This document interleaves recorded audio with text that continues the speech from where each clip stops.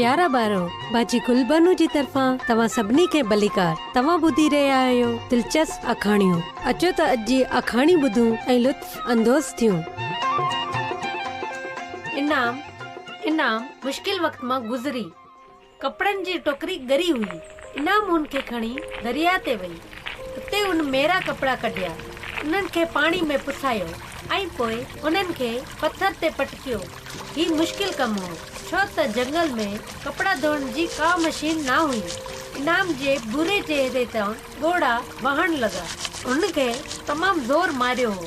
इनाम ॿिन्ही ॾांहुं ॾिठो ऐं उन वक़्त जे बारे में सोचियो जॾहिं चांवरनि जा बूटा तमामु नंढड़ा हुआ। कुछ वक्त अॻु अंग्रेज इंडोनेशिया आया हुआ ऐं वेझे ई काठियुनि जो हिकु नंढड़ो चर्च ठाहियो।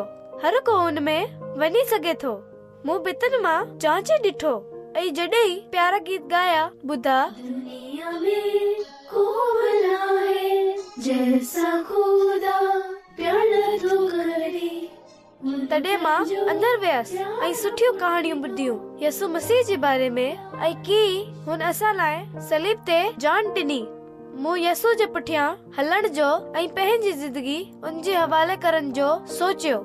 जॾहिं मूं पंहिंजे वालिदैन खे ॿुधायो त मूं यसु जे नाले सां दुआ कई आहे, त इहे मूं सां तमामु घणो नाराज़ थिया ऐं मूं खे मारियो। इनाम रोई, उन लाइ न त उन खे मारियो वियो हो, पर उन लाइ त हुन जे वालिदैन ईअं ई कयो। मालिक यसु, काश त मुंहिंजा वालिदैन बि तव्हां ते यकीन रखनि ऐं पंहिंजी ज़िंदगी अव्हां लाइ गुज़ारनि ऐं हिकु ॾींहुं आसमान ते वञनि। महिरबानी करे उन्हनि खे ना विसारजो। इनाम कपड़न जी टोकरी खई ऐं उनखे वापस घर खणी वई। तू एतिरे सख्त छो आई? जल्दी जल्दी कम कर, चांवर रद्द। खाधे खां पोइ इनाम ज़मीन ते सुम्ही वई, पर जॾहिं ख़ामोशी थी वई त हू धरी मां ॿाहिरि निकिरी वई ऐं जंगल जे वॾनि मां डोड़ींदे नंढड़े चर्च में पहुची वई। हू इबादत में शामिल थियण चाहींदी हुई। उते हुन जेके गीत में आयतियूं सिखियूं उन्हनि खेसि नई हिम्मत ॾिनी, पर घर ते हुन जा वालिदैन सोटी खणे हुन जो इंतज़ार करे रहिया हुआ। जॾहिं इनाम यसु लाइ ज़िंदगी गुज़ारण जो फ़ैसिलो कयो त पोइ हुन जे मुश्किल वक़्त जी शुरूआत थी। हुन खे अक्सर मारियो वेंदो हो, पर पोइ बि हुन यसु ते भरोसो रखियो। जॾहिं हू बीमार थी वई त हुन जी माउ हिकु जादूगर खे घुरायो। हुन का शइ पाणी में मिलाई ऐं पंहिंजे मुंहं में कुझु ॻाल्हायो।